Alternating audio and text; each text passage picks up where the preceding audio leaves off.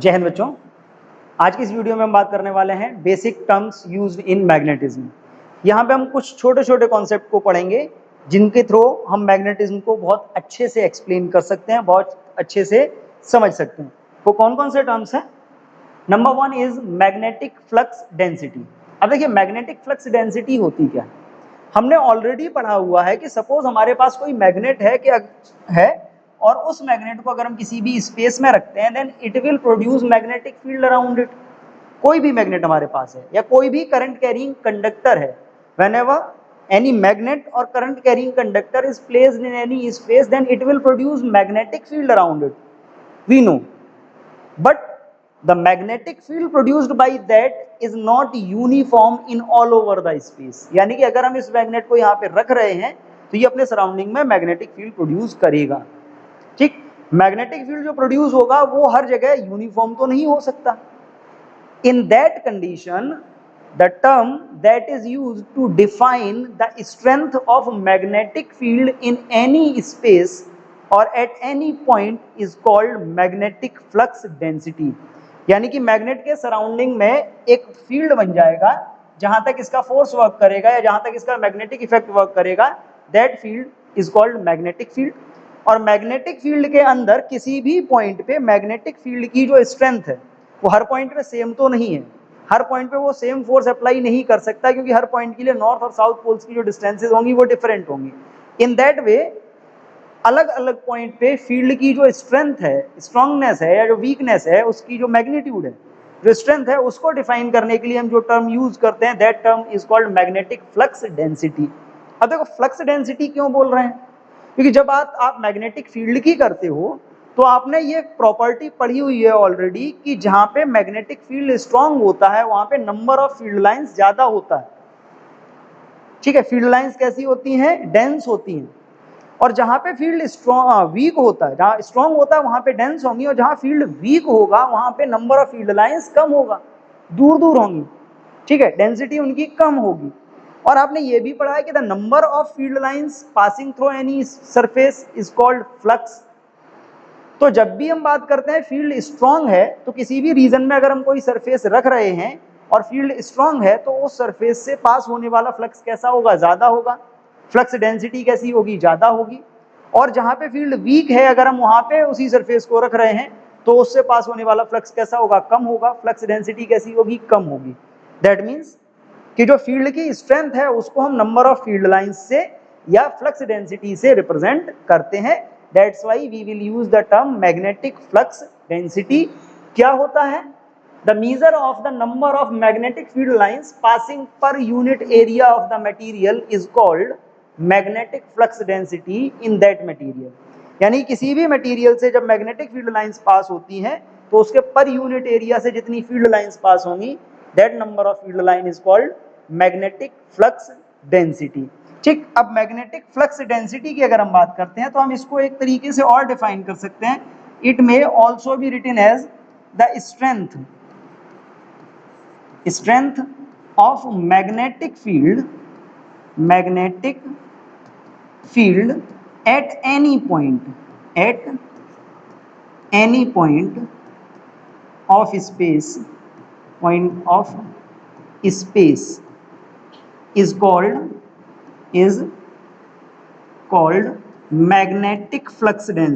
Magnetic flux density. ठीक है, तो स्ट्रेंथ होती है। रिप्रेजेंट हम इसको किससे करते हैं? It is represented by B and it is a vector quantity. किससे रिप्रेजेंट करते हैं? बी से रिप्रेजेंट करते हैं। और ये कैसी क्वांटिटी है? एक वेक्टर क्वांटिटी है। ठीक, इसके बारे में हमने ऑलरेडी स्टार्टिंग में भी पढ़ा हुआ था कि मैग्नेटिक फील्ड जो होता है वेक्टर क्वांटिटी है और इसका यूनिट क्या होता है? इसका यूनिट होता है टेस्ला या फिर हम बोलते हैं वेबर पर मीटर स्क्वायर। अच्छा, वेबर पर मीटर स्क्वायर कहाँ से आया? तो उसके लिए भी हमारे पास एक रीजन है। हमने अभी क्या डिफाइन किया है कि जो V होता है वो क्या होता है? Flux per unit area. ठीक, magnetic flux passing through unit area is called magnetic flux density. तो यहां से अगर हम बात करते हैं तो इसका यूनिट वेबर होता है, इसका मीटर होता है, it is called weber per metre square. तो दो तरीके से हमने डिफाइन किया है, number of field lines passing through unit area of surface या unit area of material is called magnetic flux density, या directly we can say the strength of magnetic field at any point of space near a magnet is called magnetic flux density. Clear?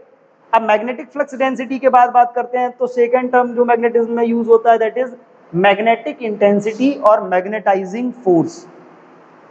बार बार मन में question आ रहा था कि electric field के लिए हम word use करते थे इलेक्ट्रिक फील्ड इंटेंसिटी, तो मैग्नेटिक फील्ड के लिए मैग्नेटिक फील्ड इंटेंसिटी क्यों नहीं यूज कर सकते?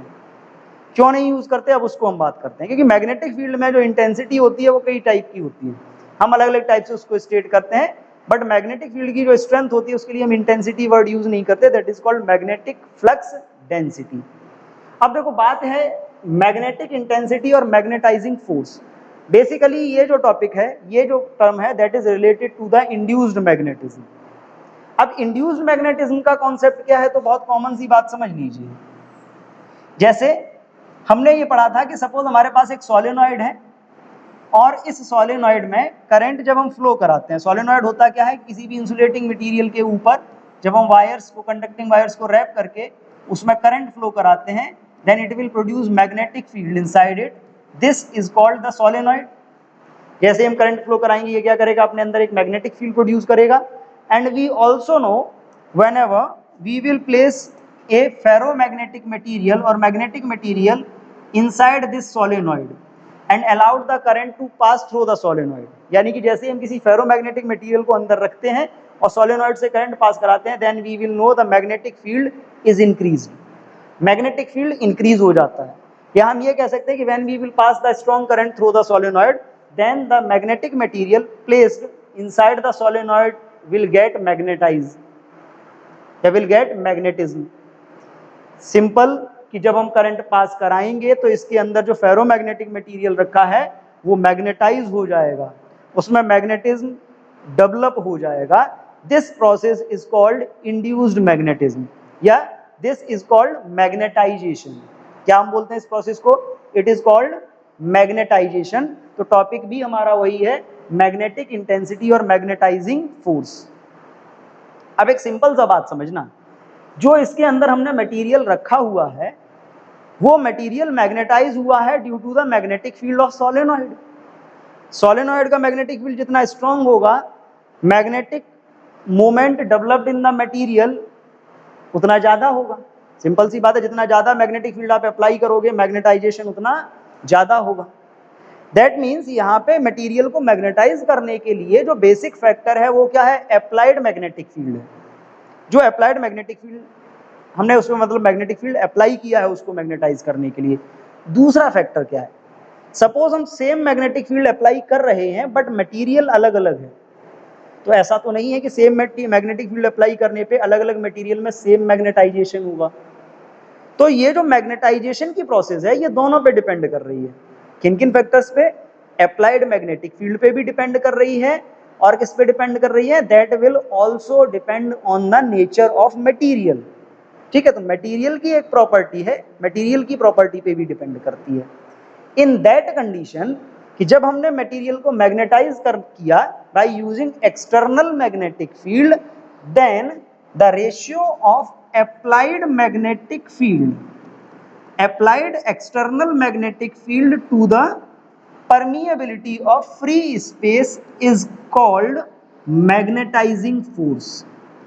यानी किसी भी मटेरियल को अगर हम मैग्नेटाइज करना चाह रहे हैं तो अप्लाइड एक्सटर्नल मैग्नेटिक फील्ड और परमिएबिलिटी ऑफ फ्री स्पेस का जो रेशियो होता है that is called magnetising force, या अप्लाइड मैग्नेटिक फील्ड और परमिएबिलिटी का जो रेशियो होता है, अप्लाइड मैग्नेटिक फील्ड और परमिएबिलिटी का जो रेशियो होता है that is called the magnetising force. Clear? तो क्या हमने डिफाइन किया है मैग्नेटाइजिंग फोर्स को?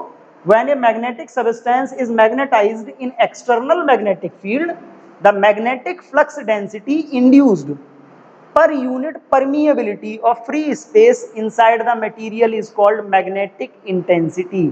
क्या है? magnetic the magnetic flux density induced per unit permeability of free space inside the material is called magnetic intensity। या मैग्नेटाइजिंग फोर्स। सिंपली अगर हम यहां से बात करते हैं तो यहां पे हमको क्या फॉर्मूला मिला था, अभी फॉर्मूले की अगर हम बात करते हैं तो यहां पे हमको मिला नाउ H इज इक्वल हमारे पास क्या आया है, B एक्सटर्नल मैग्नेटिक फील्ड जो डेवलप हुआ है upon mu naught per unit permeability of free space inside the material is called magnetising force. ठीक, एक तो फॉर्मूला ये हो गया।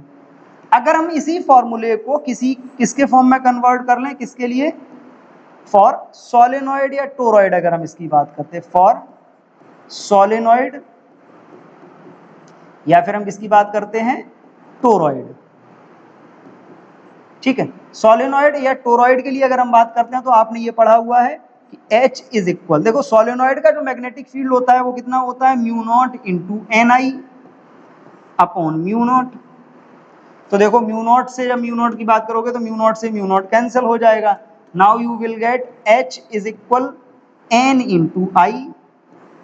ठीक, N इंटू आई। देखो सिंपल सी बात, आपने ऑलरेडी पढ़ा हुआ है कि जैसे हमारे पास ये एक सोलेनॉइड है और इस सोलेनॉइड के अंदर अगर हमने कोई मटेरियल रखा है, मैग्नेटिक मटेरियल जिसको हम मैग्नेटाइज करना चाह रहे हैं, रखने के बाद जब हम इसमें करंट फ्लो कराएंगे तो करंट फ्लो कराने पे कितना मैग्नेटिक फील्ड प्रोड्यूस होगा इस सोलेनॉइड के अंदर, तो वो फॉर्मूला आपने ऑलरेडी पढ़ा हुआ है, current magnetic field produce by the solenoid का क्या पढ़ा हुआ है, म्यू नॉट इंटू एन आई। ठीक, म्यू नॉट से म्यू नॉट कैंसिल हो गया, H इज इक्वल क्या बचता है, N इंटू आई। N क्या है, number of turns per unit length of solenoid या toroid, and I is the amount of current passing through this solenoid. अब यहाँ पे बहुत कॉमन सी बात देखिए, क्या कॉमन सी बात हमको यहाँ पे देखने पे को मिल रही है। अब इससे हम क्या डिफाइन कर सकते हैं, इससे हम डिफाइन कर सकते हैं the magnetic intensity of magnetise और मैग्नेटाइजिंग फोर्स ऑफ नहीं होगा, और magnetising force may be defined as the number of ampere turns. It may be defined as the number of ampere turns flowing per unit length of the toroid. Number of ampere turns per unit length of the toroid is called magnetising force और magnetic intensity. Clear. तो एक simple सा बात था, magnetisation की process में जब हम किसी भी मटेरियल को, फेरोमैग्नेटिक मटेरियल को या किसी भी मैग्नेटिक मटेरियल को हम एक्सटर्नल फील्ड को अप्लाई करके या स्ट्रॉन्ग मैग्नेटिक फील्ड को अप्लाई करके मैग्नेटाइज करते हैं तो उसके अंदर मैग्नेटिक फील्ड प्रोड्यूस होता है। In that case the magnetic field produced per unit permeability of free space is called magnetising force. किससे रिप्रेजेंट करते हैं, H से, और ये है क्या, ये वेक्टर क्वांटिटी है। कैसी क्वांटिटी है, it is a vector quantity. और साथ ही साथ अगर हम इसकी बात करें, इसकी जो यूनिट है SI यूनिट, तो देखो SI यूनिट करंट की यूनिट होती है एम्पियर, N की होती है number of turn per unit length, तो इसकी यूनिट हो जाएगी ampere per metre, ampere per metre. Clear है, it is magnetising force. Next अगर हम बात करते हैं तो next term is magnetisation intensity. अब देखो मैग्नेटाइजेशन इंटेंसिटी क्या है, हम फिर से वहीं लौट के आते हैं सोलेनॉइड पे। जैसे ये सोलेनॉइड है, हमने इस सोलेनॉइड के अंदर एक मटेरियल रख दिया, मान लीजिए हमने एक मटेरियल रख दिया इसके अंदर ये, और हमने इसके बाद इस सोलेनॉइड में करंट पास कराया। जब हम इस सोलेनॉइड में करंट पास कराएंगे तो करंट पास कराने पे क्या होगा, due to the magnetic field of solenoid, ये मटेरियल जो रखा हुआ है ये मैग्नेटाइज होगा। क्या होगा, मैग्नेटाइज होगा। This is called the process of magnetization. अब मैग्नेटाइज होने का मतलब क्या है कि जब हमने इसको रखा था उस टाइम इसका नेट मैग्नेटिक मोमेंट क्या था, जीरो था। At that time when we will apply no magnetic field over it, at that time the net magnetic moment of that material is zero. Magnetic moment नहीं था, but जब हमने इसके अंदर रखा and we will apply the magnetic field over it, then it is magnetise. ये magnetise हो गया, इसमें मैग्नेटिक प्रॉपर्टीज डेवलप हो गई। मैग्नेटिक प्रॉपर्टीज के डेवलप होने का मतलब क्या है कि इसके जो मॉलिक्यूल्स हैं उनमें मैग्नेटिक मोमेंट डेवलप हुआ। क्या डेवलप हुआ, magnetic moment. In that case the magnetic moment developed per unit volume of the material is called magnetisation intensity. यानी कि जब हम अप्लाई करेंगे एक्सटर्नल मैग्नेटिक फील्ड को, तो एक्सटर्नल मैग्नेटिक फील्ड को अप्लाई करने पे क्या होगा, magnetic field develop, magnetic properties develop हो जाएंगी मटेरियल में, मैग्नेटाइजेशन डेवलप हो जाएगा, मतलब मैग्नेटिक मोमेंट डेवलप हो जाएगा उसके मॉलिक्यूल्स में। In that case the magnetic moment developed per unit volume of the material is called magnetisation intensity. Clear है? अब देखिए, अब इसी मैग्नेटाइजेशन इंटेंसिटी को क्या हमने डिफाइन किया, magnetic moment developed per unit volume of material. The intensity of magnetisation of a magnetic material is defined as the magnetic moment developed per unit volume of the material. यानी कि यहां से अगर हम बात करें तो क्या हमें फॉर्मूला मिल रहा है, फॉर्मूला यहां से हमको मिला है, अगर हम इधर से देखते हैं तो यहां से हमको फॉर्मूला मिला था I vector is equal m vector by v। ठीक, अब देखो m वेक्टर बाई v हमको मिल गया। सेकंड हमने क्या डिफाइन किया था, intensity of magnetisation of magnetic material is defined as the pole strength developed per unit area of cross section of the material. Pole strength developed per unit area, per unit cross section area of the material. ठीक है, हम इसको भी define कर सकते हैं। कैसे define कर सकते हैं, ये जो फॉर्मूला है अगर हम इसी को थोड़ा सा कन्वर्ट कर लें तो ये क्या हो जाएगा, I is equal M is equal क्या होगा, स्मॉल m इंटू 2l। अच्छा, वॉल्यूम इज इक्वल क्या होता है, एरिया इंटू लेंथ, और मैग्नेट की लेंथ होती है 2l, तो 2l से 2l कैंसिल, क्या बचेगा, m upon a, pole strength per unit area of cross section. ठीक, but per unit area of cross section हम इस पे नहीं जाने वाले। अब देखो फॉर्मूला ये आ गया, वेक्टर क्वांटिटी है। वेक्टर क्वांटिटी के अलावा अगर हम यहां से बात करें इसके एसआई यूनिट की, तो देखो एसआई यूनिट इसका क्या होगा, मैग्नेटिक मोमेंट का एसआई यूनिट होता है ampere into metre square upon में मीटर क्यूब, तो इसका इसका यूनिट क्या हो जाएगा, एम्पियर पर मीटर। यानी कि इसका भी यूनिट वही हो गया जो पीछे था मैग्नेटाइजिंग फोर्स का। ठीक, अब देखो मैग्नेटाइजिंग फोर्स के लिए भी आ गया था, इसके लिए भी यूनिट आ गया। सिंपल सी बात थी क्या, कि जब हमने मटेरियल को, कि जैसे ये सोलेनॉइड था, इस सोलेनॉइड के अंदर हमने मटेरियल को रखा था, और मटेरियल को रखने के बाद जब हमने सोलेनॉइड में करंट फ्लो कराया, तो due to the magnetic field of solenoid अंदर जो मटेरियल रखा था वो मैग्नेटाइज हो गया, यानी कि उसमें मैग्नेटिक प्रॉपर्टीज डेवलप हो गई। और जब उसमें मैग्नेटिक प्रॉपर्टीज डेवलप हुई, देन ये जो पूरा फिनोमिना था it is called magnetization process. और इस मैग्नेटाइजेशन प्रोसेस में अगर हम बात करें तो यहां से हमको मिला क्या, क्या मिलने वाला है वो समझ लीजिए। Now in process of magnetization, ठीक है, इन प्रोसेस ऑफ मैग्नेटाइजेशन, तो जब हम मैग्नेटाइजेशन की बात करते हैं तो मैग्नेटाइजेशन की प्रोसेस में अगर हम बात करें तो देखो एक मैग्नेटिक फील्ड तो सोलेनॉइड का था जो इस मटेरियल पे अप्लाई हो रहा था, जिसको हम एक्सटर्नल मैग्नेटिक फील्ड बोल रहे हैं, और due to the magnetization material के अंदर एक डेवलप हो गया, that is called induced magnetism या इंड्यूस्ड मैग्नेटिक फील्ड। तो कितने मैग्नेटिक फील्ड होगा इसके अंदर, दो हो गए। तो अगर हम बात करें in the process of magnetization, net magnetic field in material. अब अगर हम इस मटेरियल में नेट मैग्नेटिक फील्ड की बात करते हैं तो आपका मैग्नेटिक फील्ड नेट कितना हो जाएगा, B इज इक्वल, एक तो एक्सटर्नल मैग्नेटिक फील्ड था, एक क्या था, इंड्यूस्ड मैग्नेटिक फील्ड हो गया। ठीक, अब देखो एक्सटर्नल मैग्नेटिक फील्ड की अगर हम बात करते हैं तो एक्सटर्नल मैग्नेटिक फील्ड के बारे में हमने पीछे भी पढ़ा हुआ है, B इज इक्वल क्या था, म्यू नॉट इंटू H, ये आया था पीछे। B इज इक्वल क्या आएगा, म्यू नॉट इंटू H, जब हम इसको इधर ट्रांसफर कर देंगे। और दूसरा अभी हमने जो पढ़ा है इसके लिए, अब यहाँ पे क्या होगा, इंड्यूस्ड मैग्नेटिक फील्ड क्या होगा, then it is mu not into I। Induced magnetism कितना होगा, म्यू नॉट इंटू I। अगर हम इन दोनों में म्यू नॉट को कॉमन ले लें, now we will get B is equal mu not H plus I।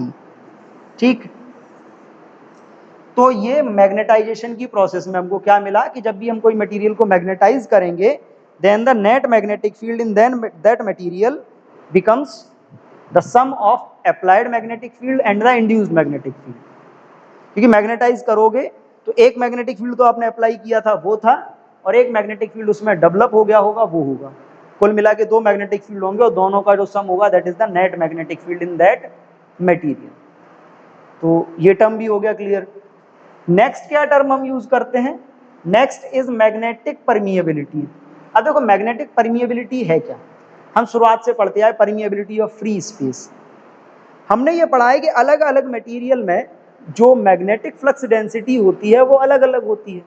That means the ability of field lines, कोई भी मटेरियल है, जैसे ये स्पेस है, इस स्पेस में 1 टेस्ला का मैग्नेटिक फील्ड है, और इस 1 टेस्ला के मैग्नेटिक फील्ड में अगर हम अलग अलग मटेरियल्स को रखते हैं तो अलग अलग मटेरियल से पास होने वाली फील्ड लाइंस का नंबर जो होगा वो अलग अलग होगा। That means the flux density passing through the different material is different.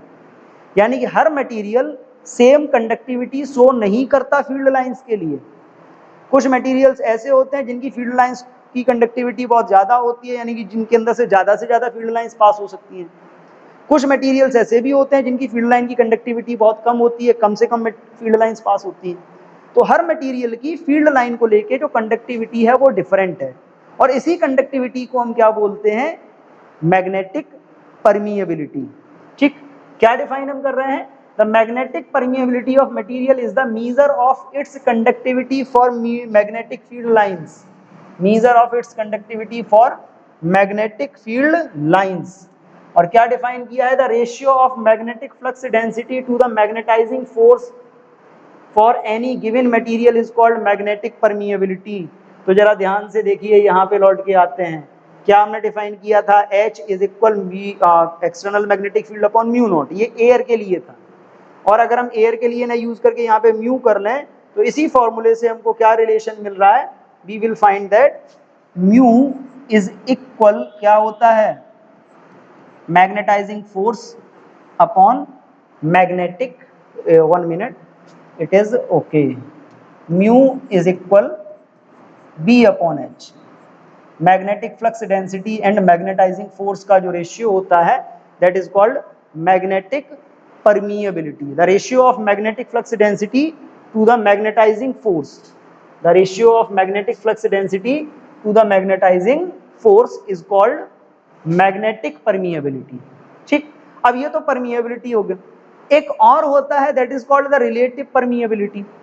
अलग अलग मटेरियल्स की या अलग अलग मीडियम्स की जो परमिएबिलिटी होती है वो अलग अलग होती है, बट इन सब का जो रिलेटिव मेजरमेंट होता है वो किसके रेस्पेक्ट में होता है, वैक्यूम के रेस्पेक्ट में।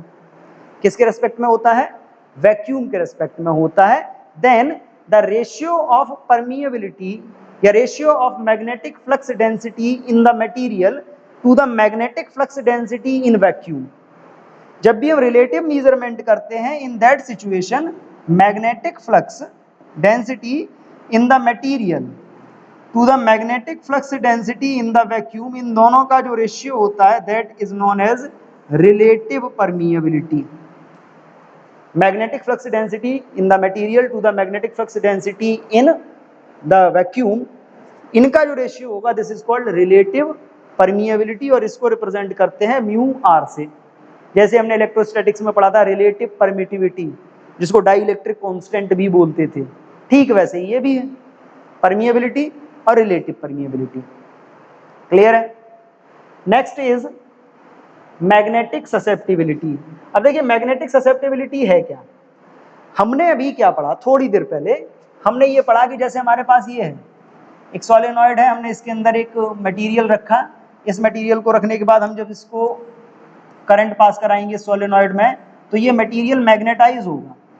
क्या होगा, ये मटेरियल जैसे ही हम इसमें देखो करंट फ्लो कराएंगे तो इसके अंदर क्या होगा, मैग्नेटिक फील्ड डेवलप होगा। Due to the magnetic field ये मटेरियल मैग्नेटाइज होगा।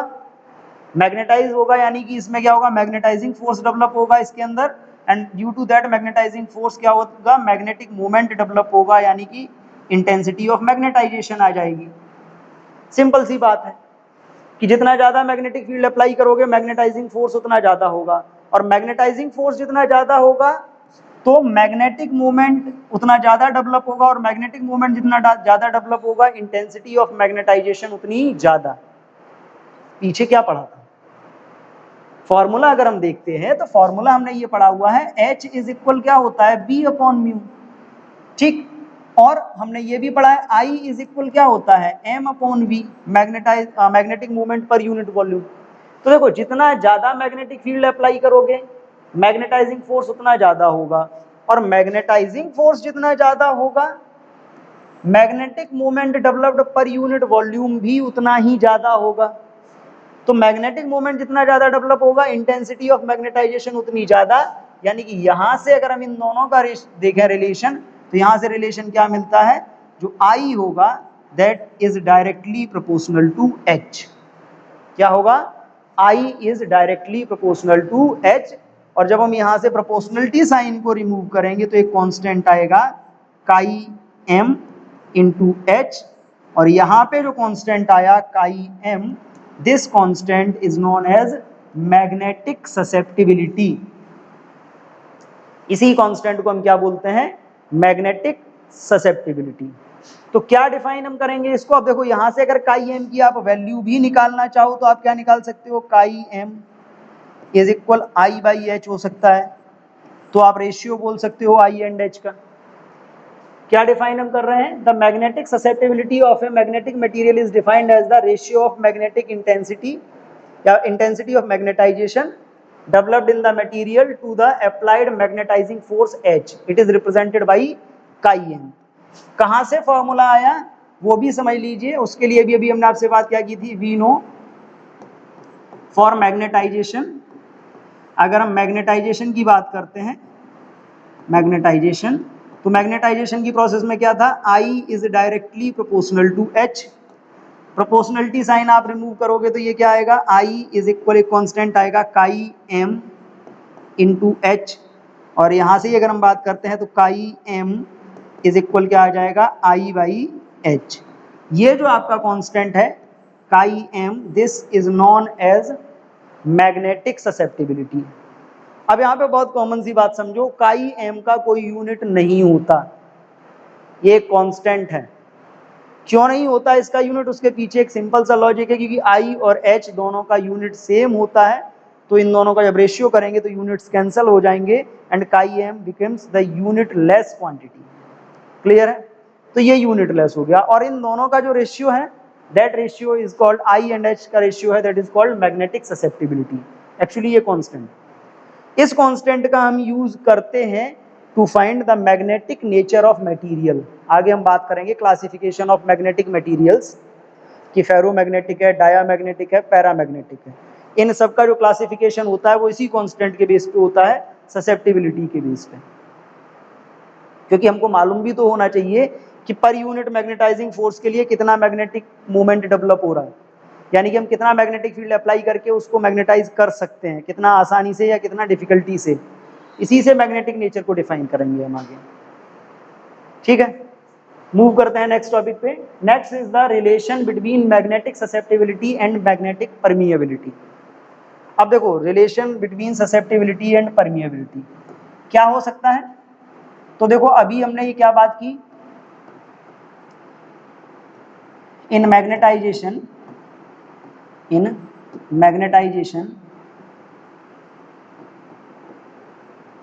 मैग्नेटाइजेशन क्या होगा, मैग्नेटिक फील्ड इन मटेरियल, मैग्नेटिक फील्ड इनसाइड